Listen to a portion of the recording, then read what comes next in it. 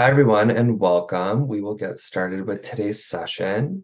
My name is Jeremy, and I'm a representative of EHN Canada. We are a nationwide network of treatment centers for addiction, trauma, and mental health. We have facilities located across Canada in British Columbia, Alberta, Ontario, Quebec, and Nova Scotia.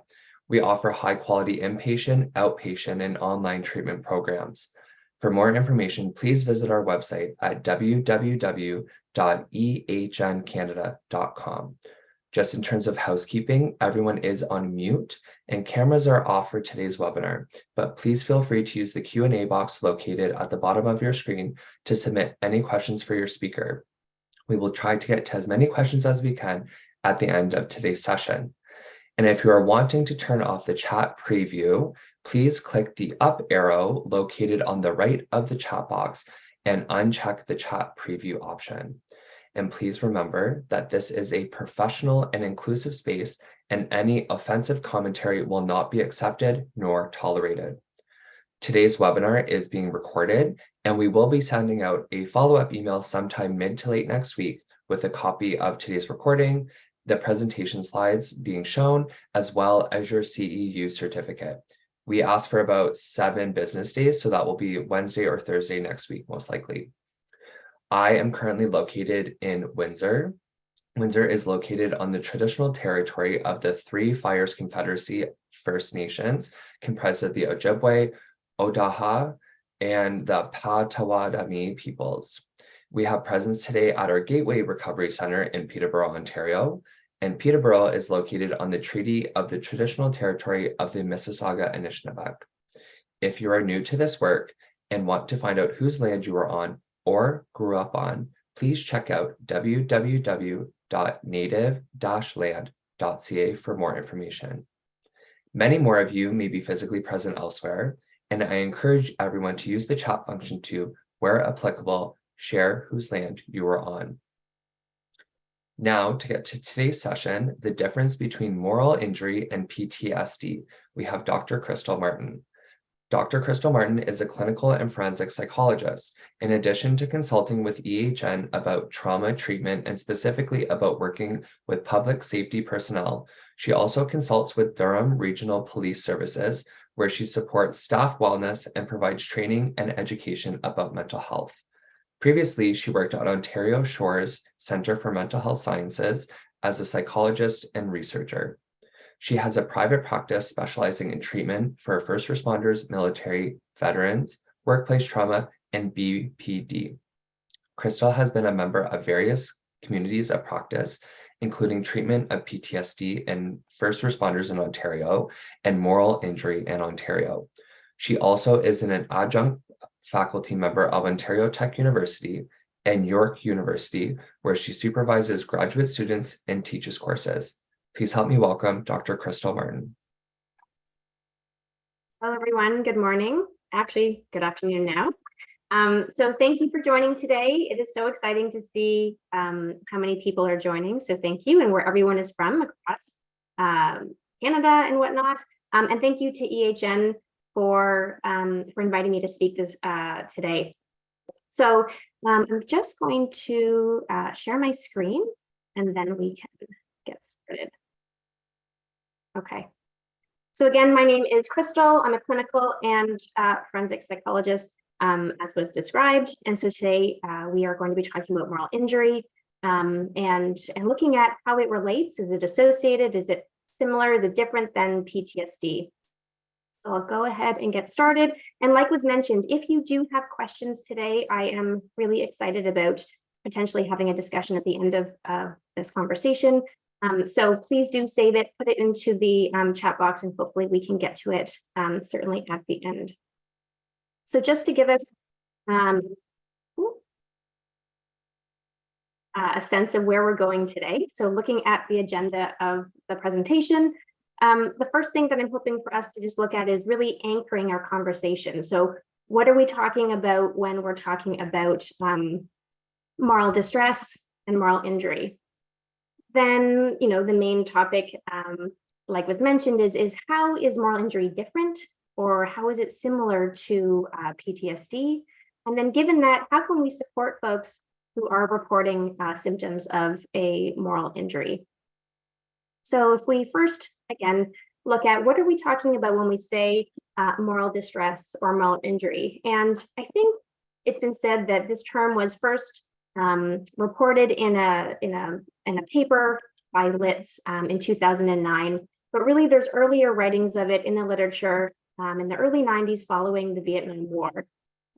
And it was described as something that has happened that has hurt us. It has hurt our soul. It has hurt the part of us that makes us a human. And that something about the incident or series of events that happened went against our morals and our values. So the very first time that I heard about this term was when I was at a conference, a military conference. And so I thought I would just share a few examples to help us, again, really understand what we're talking about. So at this conference, there was a soldier who was describing his own experience. And what he said was that when he was deployed overseas, there was a time when he was given an order that he felt was, had the potential to injure and actually kill people he considered to be innocent. And, the choices that his superiors were making, he felt were really against his own morals. And it went against what he believed were his values of why he was a soldier and the work that they were doing overseas. And he was quite conflicted by that. And subsequently, when he came back, reported a lot of symptoms that we would now describe as a moral injury. So that was several years ago. And it really got me thinking about this concept because at the time, as Jeremy described earlier, I used to work at a psychiatric hospital called Ontario Shores. And I worked with folks who had been found not criminally responsible for their crimes. And there was a gentleman there who his index offense was that he had, while he was under experiencing a psychotic episode, he had tried to kill his partner, his 2 young children, and himself. Now, remarkably, they all survived, but when he later went to jail and then subsequently came to our hospital, he was given access to medication and to treatment, and he, when later realized what he had done, he was horrified. At the time, I didn't really have the language for it, but I really described as him being in shock. He had really negative thoughts about himself. He couldn't believe what he had done. And as a result, experienced so much shame that he really isolated himself. He chose not to have any contact with his family after that. And he felt like he didn't deserve the love and support that they were actually willing to give him, and that they understood his illness. And so really, it was these two for me, experiences that really got me interested in this topic of moral injury and actually led me to create a community of practice in Ontario, looking at specifically moral injury in forensic patients, and then more broadly to other populations. So these are, sort of extreme examples, but we also saw through the pandemic that this understanding of moral injury really expanded to help us understand what else does this look like in other populations. And so certainly some of you likely experienced some distress during COVID. That might be an understatement, but in terms of the moral injury that happened, an example of that might be where, families weren't allowed to visit their loved ones in a long-term care facility, or certainly in our psychiatric hospital, patients didn't have access to visiting their families. It may also be having access to resources. So during the first SARS epidemic, I was working in a hospital downtown Toronto, and we all wore N95 masks. Whereas this time around during SARS, we learned different things, but we were given surgical masks and told to reuse them. And there were times where we didn't have enough masks. And so, staff certainly felt scared for themselves, for the potential of passing it on to one of their patients or bringing it home to their families. And so these experiences caused, frustration and stress, and potentially could have led to injury. And so when I'm talking about this, we can also see that, there's a continuum here of what we mean with a moral injury. That, it can, along the bottom, we can see that is describing the degree of harm caused by an event. Along the left-hand side there, we see how frequent the event might be. And then along the right-hand side, that is the prevalence of the event happening to us. And so there really is a continuum of people's experiences from, something that, might be just frustrating and be a moral challenge for us, all the way to something that is quite significant and causes us to feel injured. When we're talking about what do we mean by being injured, then is looking at, okay, well, what are the signs and symptoms of moral injury? And so this will really kind of lead into our conversation about how it's related to PTSD, because much of what I'm about to describe are also symptoms of how, or what we use to diagnose PTSD. So, for example, people who report having a moral injury describe having thoughts that they have difficulty controlling. So they might have rumination about the incident or series of incidents, and then feel distressed after having those thoughts, or having experienced distress following being exposed to a reminder of the event. People have mood symptoms, so they report having a low mood, feeling irritable, having difficulty experiencing pleasure with events that normally would, bring joy. They often report having sleep disturbances and nightmares. And then, cognitive appraisals of the world or themselves that are, distorted on one end, or at the very least unhelpful. So things like excessive guilt, shame, worthlessness, hopelessness.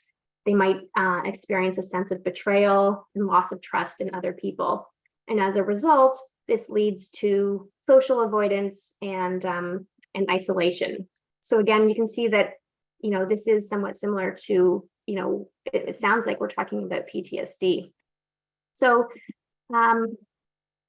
so what do we know, let's say, about what the research tells us about moral injury and distress? I think as we start this conversation, though, it's really important to remind you that much of what we know about moral injury is couched in, a Christian tradition in a Western culture. And if we're talking about morals and values, and that's quite related to our faith and to our culture.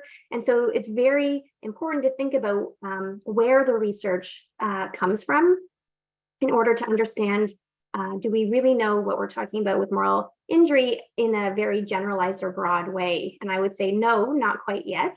But, like I said, it is quite limited sort of where this information comes from. But also it even is limited in terms of the populations that we're studying. So like I said, the very early writings and research about moral injury comes from research that's conducted in the military. And so experiences of women, of people who are younger or older, is less well known. And so numerous papers have been calling for research to be conducted in more diverse populations. And I would say certainly in the last at least 5 years that this has been happening slowly. So we now see papers that are describing experiences of people in healthcare, like I mentioned, certainly in public safety personnel, populations, and refugees. And so we're getting there. But again, I think it's important to note that as we start talking about the research. So some of what we know from the research looks at what is the risk, how do people develop a moral injury? And so they have sort of discovered that the most morally injurious events seem to be those that involve children. And certainly from my clinical practice, I would say that this rings true. So in my work with the police service, officers will for sure describe that calls involving children are the ones that they find the most distressing. In terms of sort of the prevalence or frequency of potentially more morally injurious events, it seems that the most common type is ones in which we feel betrayed by someone.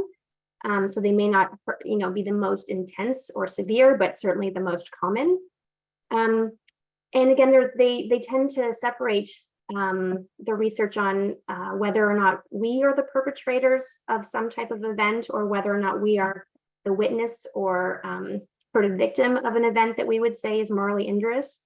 And so if someone has perpetrated an event, it seems that when we look at the outcome of the impact on them, that there's more intense or severe symptoms, that people tend to report more suicidality or reliance on substance misuse, that their depressive symptoms are more significant, and that the people who, again, report being impacted by these events tend to have higher empathy for the victim, or some type of personal connection to the victim in whatever event has occurred.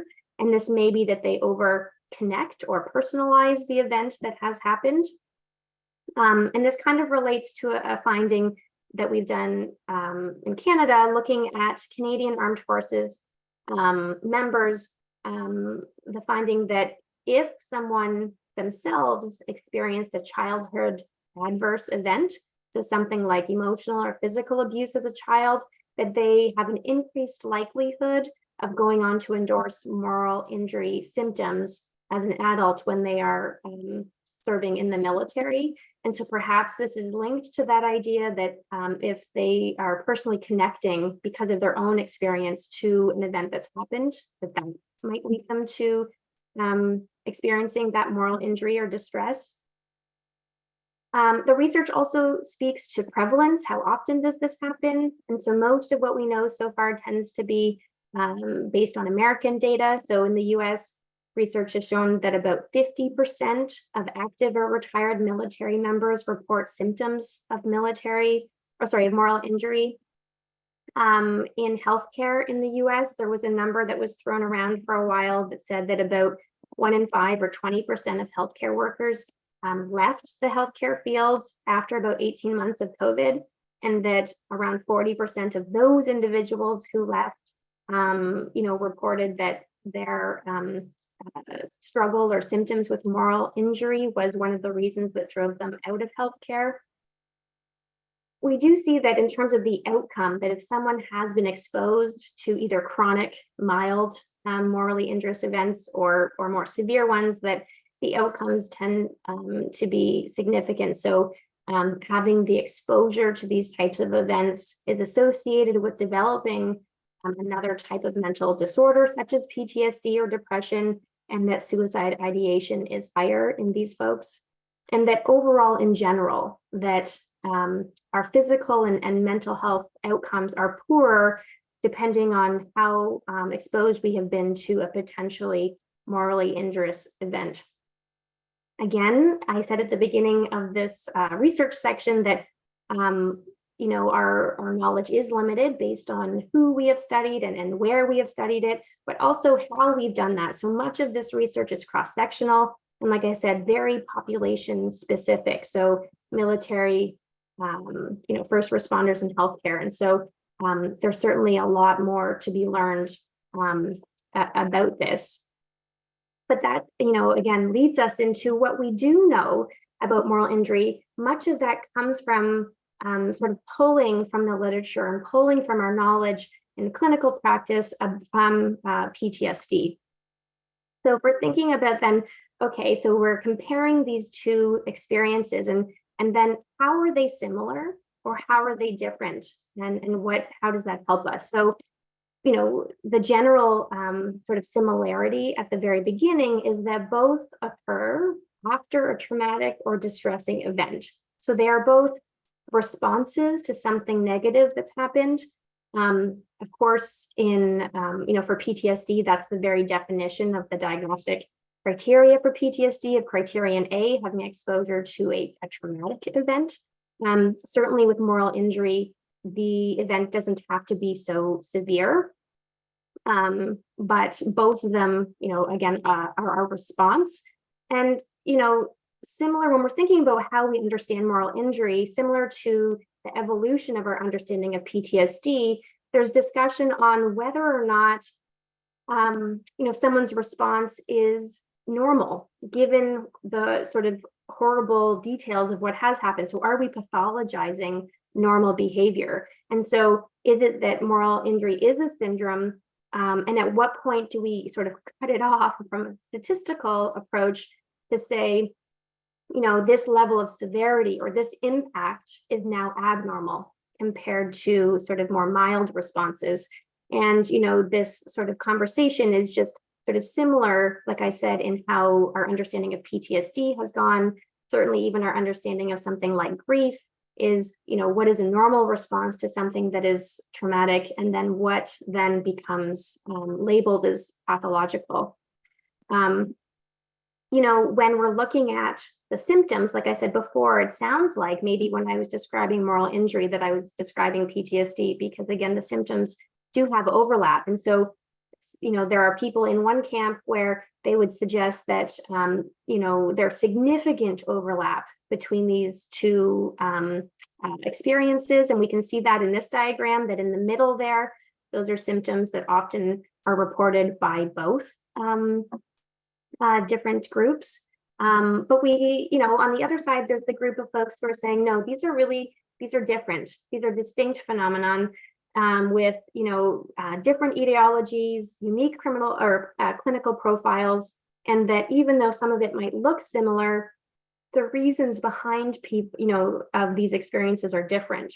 So if we look on the right-hand side there under moral injury, we see that there are different emotional experiences. So deep sorrow, this sense of grief, regret, shame that then leads to alienation. Whereas what is less commonly reported in someone who describes a moral injury are the physiological hyperarousal symptoms, things like startle reflex or hypervigilance, which is seen much more common in folks who have been diagnosed with PTSD, and this links to that fear.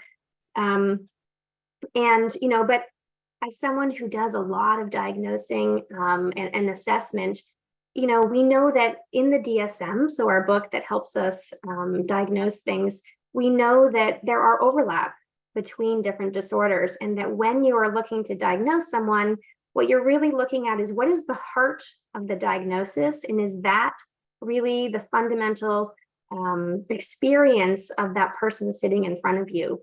And so traditionally, PTSD was seen as an anxiety disorder, that people experienced fear during an event, and it was that fear during the event that then kind of got stuck, and that then those symptoms, were perpetuated over time.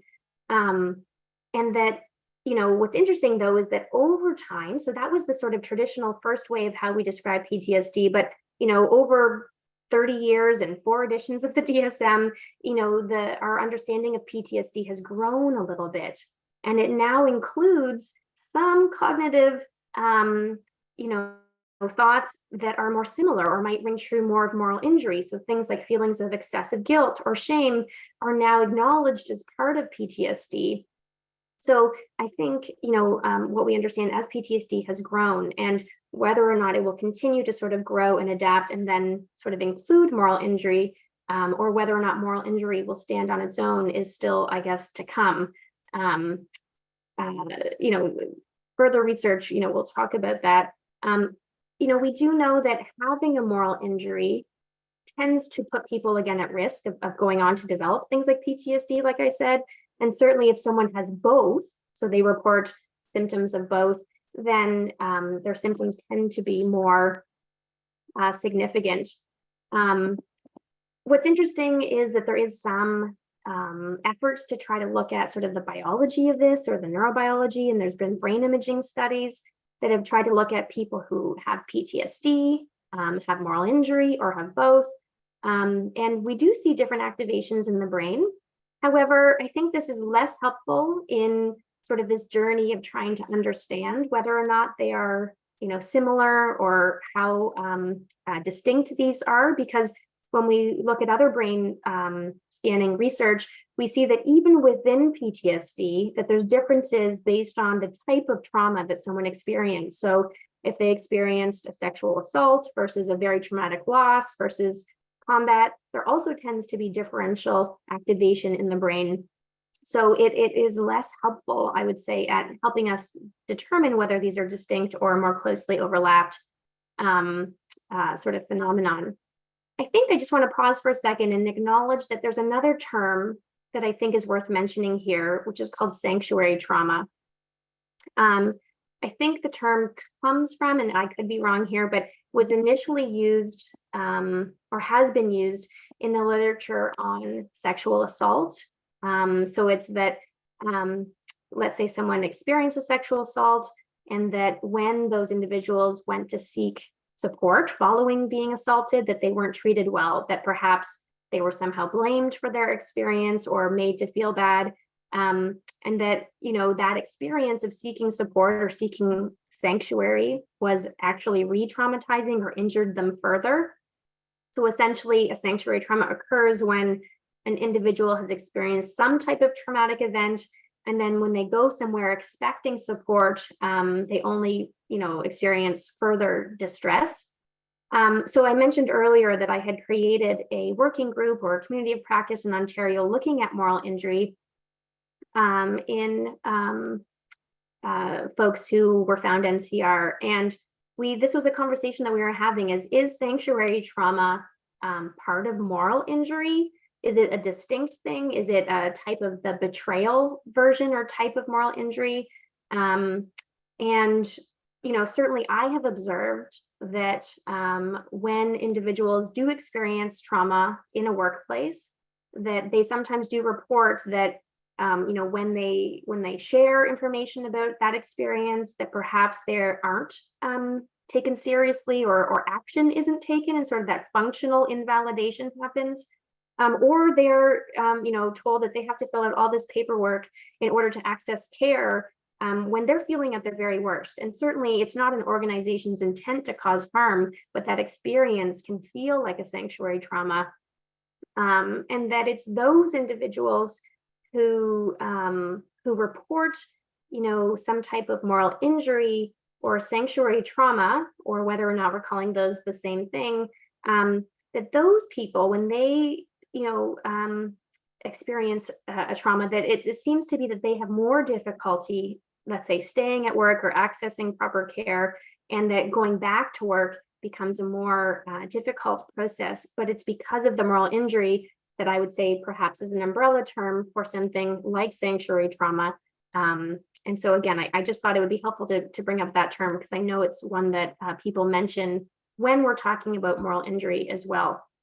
So I think when we're looking at, if we review kind of the literature about what we know about moral injury, when we look at how we're really pulling from the literature around PTSD, that we can, at this point, we can say that yes, these are very associated concepts or phenomena. We do see some distinct aspects of them related into how people respond. There's been some suggestion along those lines of that in a moral injury, it's about our appraisal or what happens after the event, when we're looking back and thinking, oh, that really was awful, or I can't believe I did that, or I feel so much shame, or I'm really angry, versus PTSD, which might be in the moment of the event. Again, we're experiencing something that happens, and it's that gets stuck and that we carry with us. So again, are these the reasons why they are still distinct concepts? So the next step really is to continue testing this uniqueness of moral injury and determine if it stands alone. Do we think it's an actual mental disorder? Is it that, like I said earlier, that PTSD will keep sort of growing and then sort of capture moral injury in that? It's difficult to say. And it's interesting because I recently, a couple months ago, was presenting at a conference for the mental health and wellness of first responders in Ontario. And this really was a huge topic at that conference that lots of people were talking about. So it is really timely and important for us to be looking at this. And it extends to sort of, why is this so important?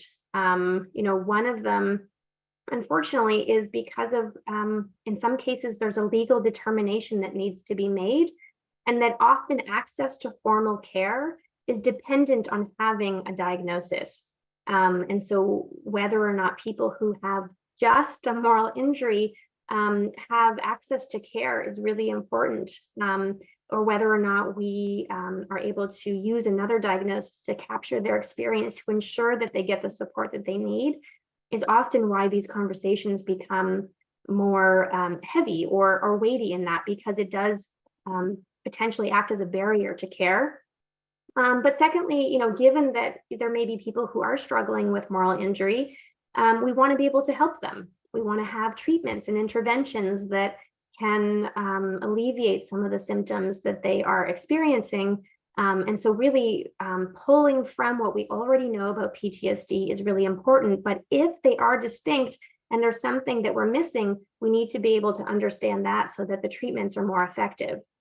And so that leads me to our conversation about, well, what do we know about supporting someone with moral injury? And again, much of this information comes from sort of saying, okay, we know this about PTSD, maybe we can use it to help someone who is also experiencing a moral injury. So current treatment approaches are either just approaches that we would use for PTSD. So for example, prolonged exposure or cognitive processing therapy have both been applied in these contexts and have shown to reduce symptoms related to moral injury. So some of them have just been, completely applied to this population, and then other ones have been sort of tweaked or modified. So there's been a sort of modification to an acceptance and commitment therapy approach that really helps people look at their values, and other sort of tweaks. Most of this, again, does come from our military research, looking at how can we test these modifications or adaptations. Again, the real struggle is that there's been a lot of attempts to try to tweak things with not as much publication about this. And this, we see this happening in clinical practice. We're trying to just help people, but we also need researchers to partner with clinicians to capture the outcomes of these attempts. And as we saw previously in the research, that there was a lot of sort of separation of whether or not you were the person who perpetrated the event versus whether you were sort of the victim of a betrayal or something like that. And so we don't see that differentiation as much in treatment. So there could be use for, again, trying to understand and distinguish between the types of morally injurious events and then how treatment impacts those. So that's another limitation that we really haven't seen to date. When we're looking at, again, those traditional approaches with PTSD, another way to tweak or augment those PTSD approaches is by integrating faith-based approaches. When we're talking about moral injury, we're talking about morals and values and kind of what makes us a human. And so if that's the case, pulling in pastoral support or other approaches could be appropriate and more effective. Because it's really about the importance of sort of moral reckoning and how do we support and walk people through perhaps accepting really uncomfortable truths.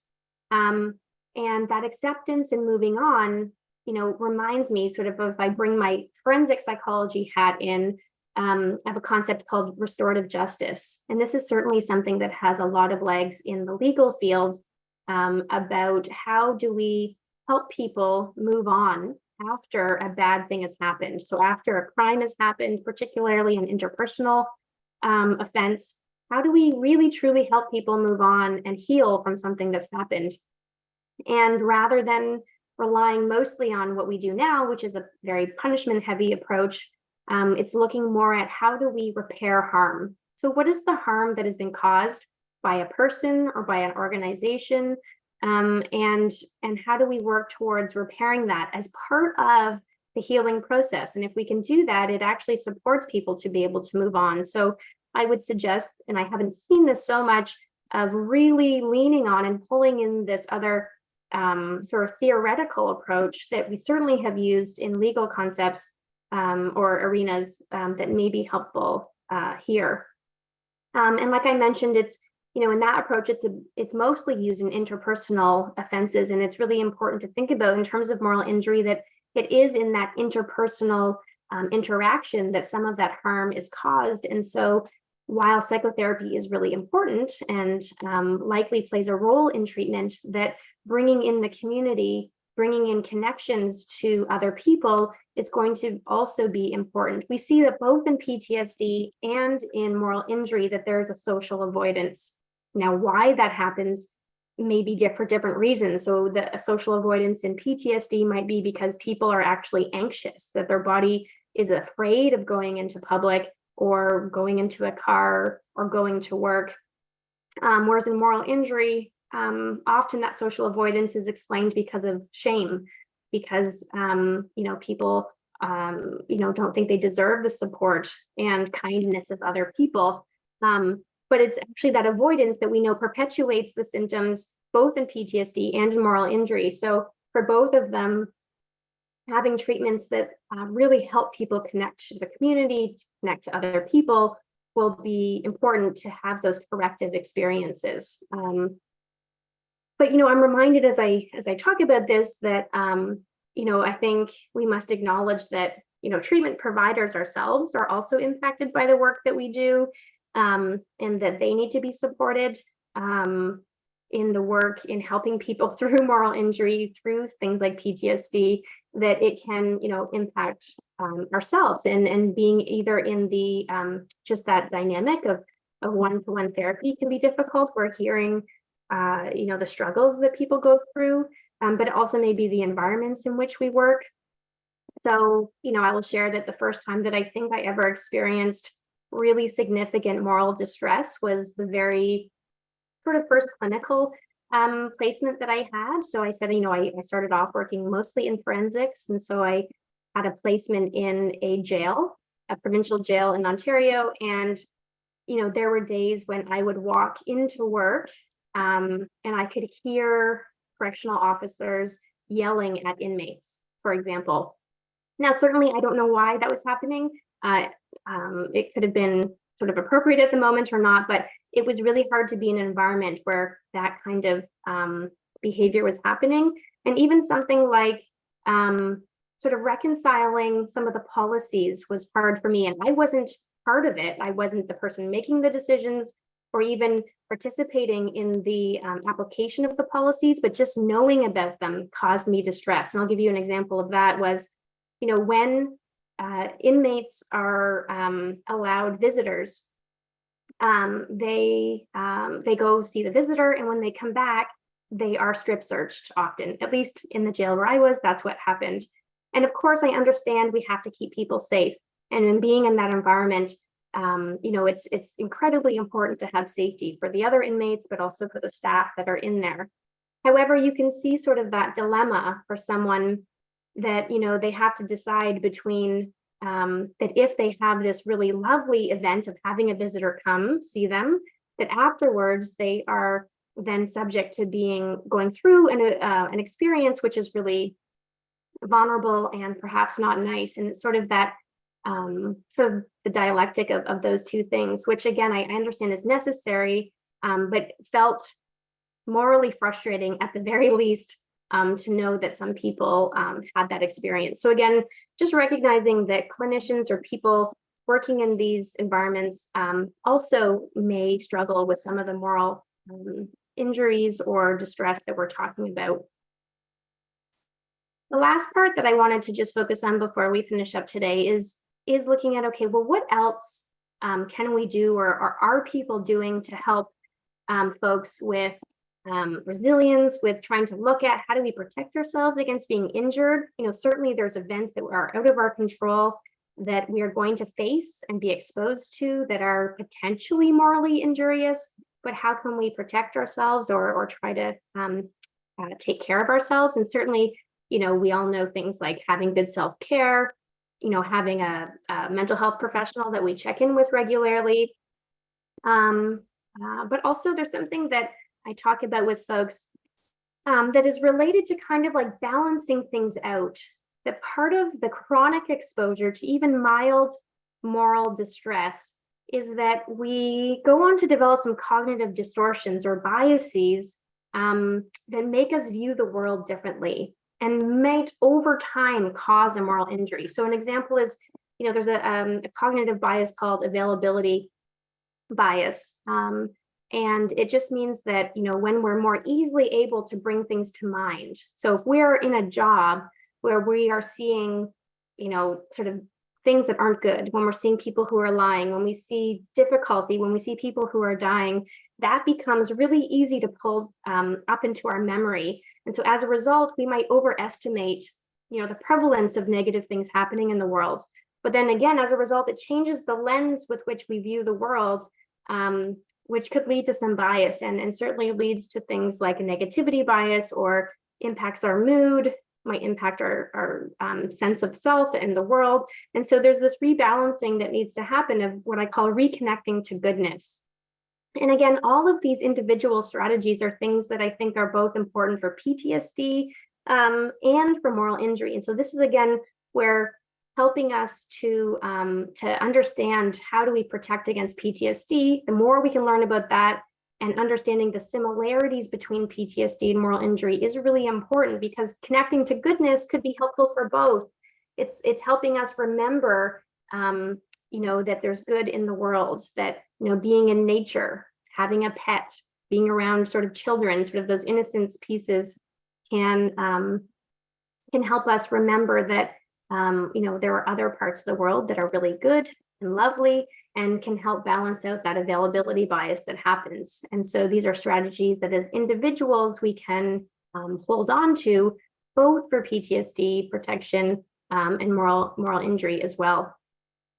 There was a paper in healthcare workers that asked them, and so it was a qualitative piece that looked at what are strategies that you use, so the healthcare workers themselves, to protect against the exposure that they were having to these events. And so there was 3 main strategies that they found from this qualitative study. One of them was breaking the rules.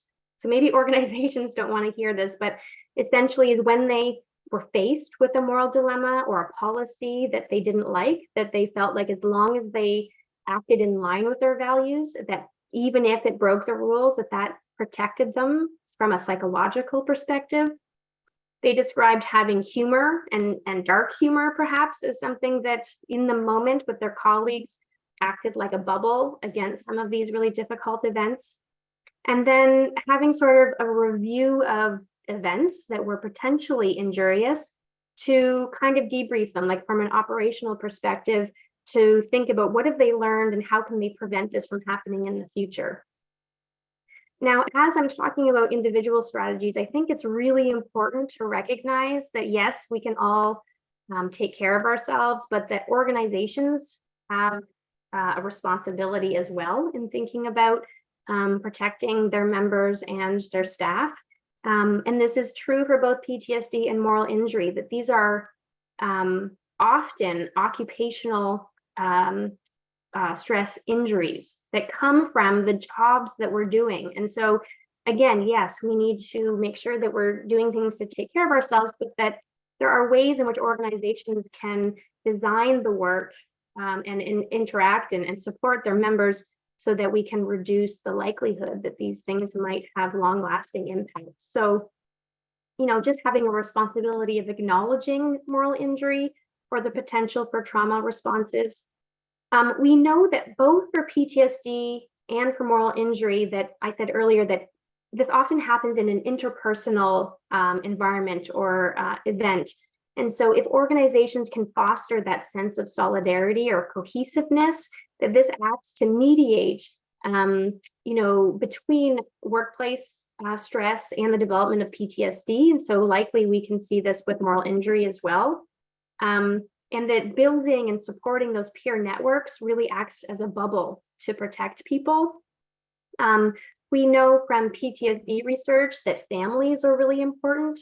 And so perhaps we can use that, to also protect people from being injured in this way. So can organizations include families? Can they help families? Can they help us, with work-life balance, to connect to our families, right? So finding ways to protect our families ensures that the health and wellness of our members and our staff is better. In fact, particularly when it comes to trauma and likely moral injury, ensuring that staff and members have access to psychological support, And interestingly, again, when I said before I worked at Ontario Shores, the psychiatric hospital, we had an ethicist available to us. So when healthcare teams were struggling with something, we would bring in the ethicist and work through, ethical decision making, which reminds me of this. Again, if I pull from my forensic hat for a second, there's a term that we use again in a lot of legal arenas called procedural justice. And it's again this idea that when we have clear communication, transparency, and respect, and allow people to have voice, that is what leads to a sensation of that subjective experience of justice. So, a simple example is if an officer pulls you over when you're speeding, if you feel like you've been treated respectfully with dignity, that it's been explained to you, and the decision making is transparent, you may not like getting a ticket, but you think, okay, well, I should, I got a ticket and I was speeding, and it's fine, right? We think that is justice. And same with organizations. If organizations can take the same approach using those procedural justice concepts of communicating clearly to members, of allowing people to contribute to ideas and hearing them, that builds that sense of trust. And organizational trust is protective, even when we are exposed to potentially morally injurious events, that we feel safer, that someone has our back, that we will be supported when bad things happen. And so again, it's that protective bubble that organizations can provide.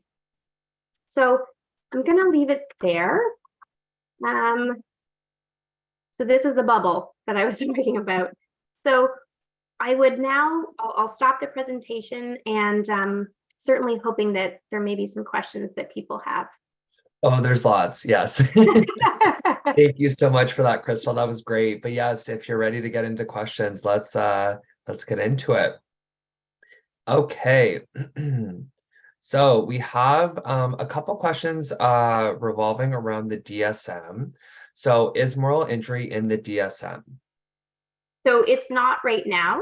And like I said before, that the only way that we kind of see a glimpse of it is how PTSD has sort of grown in the description to capture some of those cognitive symptoms around guilt and shame. Yeah, and then there's just follow-ups for the questions too. So if not, what would be the DSM-5 diagnosis? And then there's concerns around selecting depression or other signs and symptoms of moral injury can impact the person negatively, especially around long-term disability, stigma, etc. Yeah, I mean, I think, that like whether or not this is a distinct mental disorder, I think is still, to be determined. I think it could potentially be, as some people are suggesting, a subtype of PTSD. There's a continuum here. It certainly is an injury that people experience. But, it kind of reminds me, there's another sort of disorder that people don't really talk about called adjustment disorder. I just diagnosed someone this week with adjustment disorder. And essentially it was a workplace injury where the person was experiencing tremendous harassment and bullying, but their symptoms, they had all of the symptoms of PTSD. They had every single criterion except for criterion A.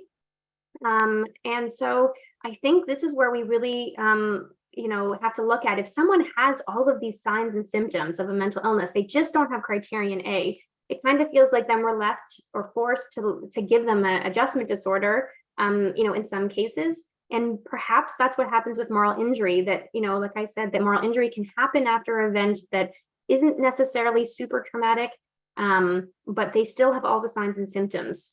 So whether or not moral injury goes on to have something like that, or whether or not, again, it gets captured under PTSD, I think that's what would be sort of determined in the DSM.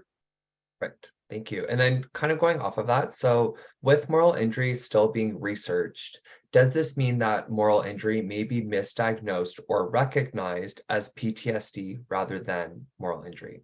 So I think absolutely. And so this is one of the reasons why I do a lot of education around this for public safety personnel, because I think that if they were to have the language, if they were to come into my office and say, hey, I think I have a moral injury, that would, I feel like, give us a bit of a kickstart versus if they say, I think I have PTSD, because I find that well-meaning services like, fire services or paramedic services, there's senior members who say, I think you need to go off. I think you have PTSD. But then they come to see me and then I look and I'm like, and it turns out to be moral injury.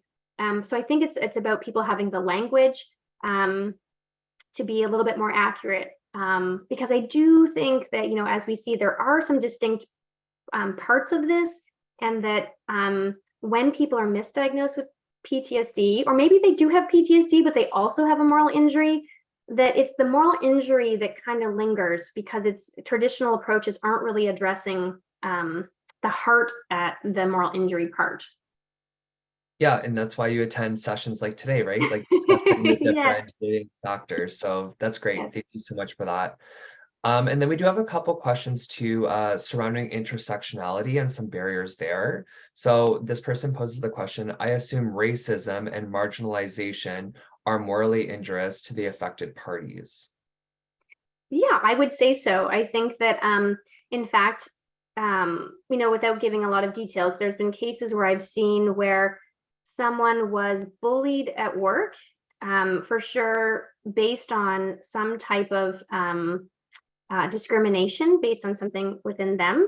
And so it was even investigated as a hate crime initially, that led for them to go on to developing for sure was morally injurious, because it goes against our morals and our values. So I think that that's definitely true. Thank you so much. We have a question too. So does a 12-step program help a person with PTSD or moral injury? Well, the first thing that comes to mind by that question is that we do see that folks who have a moral injury and PTSD are more likely to abuse substances. And so I would say that there's a lot of overlap between those, that it increases the likelihood that someone may turn to using a substance. I'm not as familiar with the different steps. I know that part of it is repairing harm, which kind of reminds me about that restorative justice piece. And so I think that there's likely pieces of that. The other part that I like about the 12-step process is that it is in that group. It's often delivered in a group format.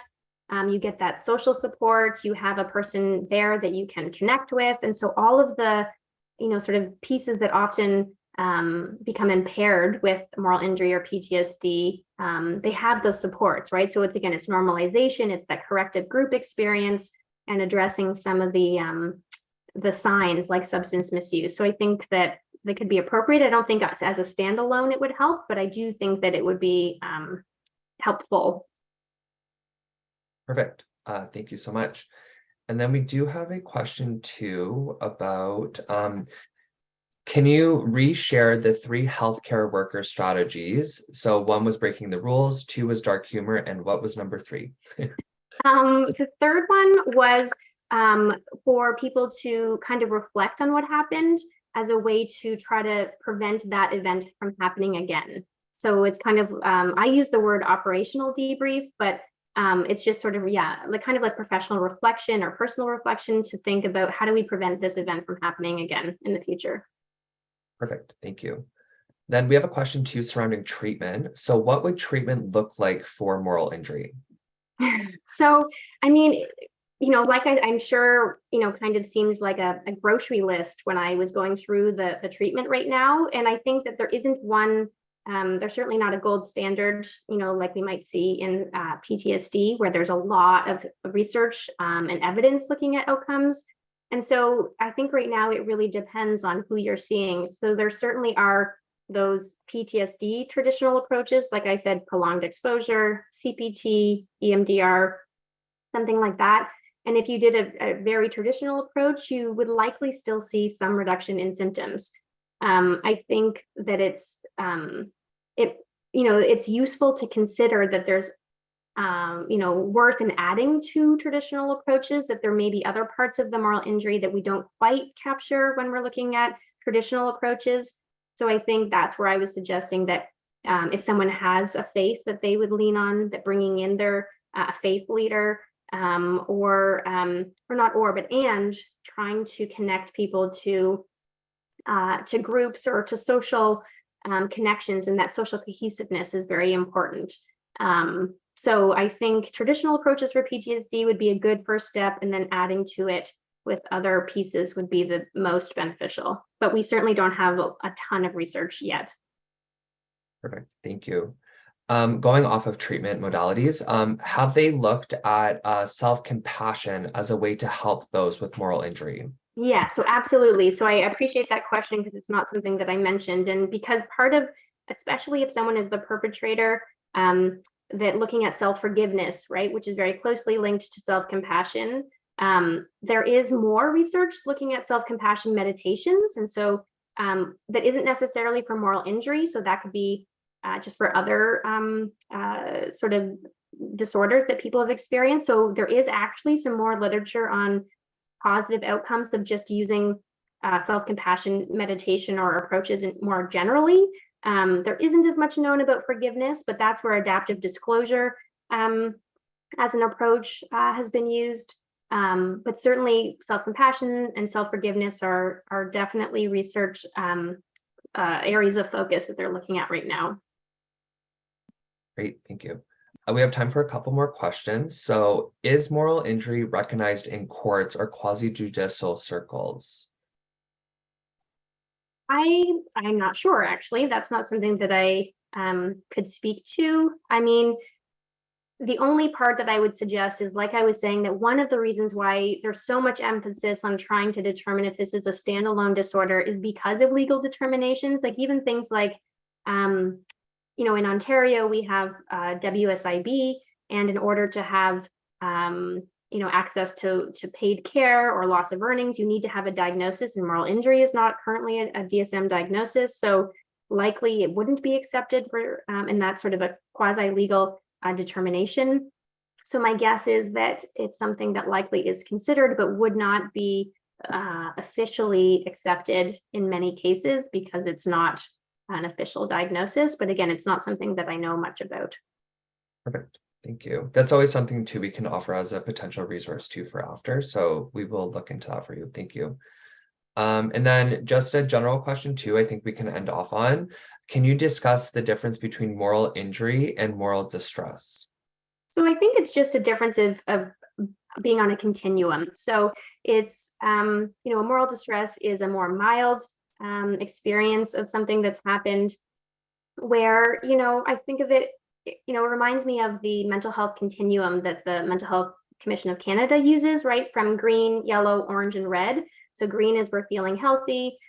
And, as we sort of move through the continuum, it's like we're being impacted and then actually injured. And it's the severity of our symptoms. So from distress, it's that we have some symptoms of it, but we're still able to manage, versus an injury where we're actually ill now and it's preventing us from functioning. And, our symptoms are much more significant or severe. Great. Thank you so much. And unfortunately, that is our time. But just to echo what people are saying in the chat, I'm going to read this comment that says, so happy to have the words for something that I have seen experienced. So able to put a word to a diagnosis is so great, and being able to explore these topic areas. So thank you so much again, Dr. Martin, for your time, for your expertise, your information, and all of the above. And I know I'm speaking on behalf of everyone. It was greatly appreciated and informative. Super. Thank you so much for having me. Perfect. And for everyone today, thank you so much for attending. As mentioned, we will be sending out a copy of today's recording along with Dr. Martin's slides, as well as some additional resources, and of course, your CEU certificate. We will send that sometime mid to late next week. We appreciate your patience. And until then, take care.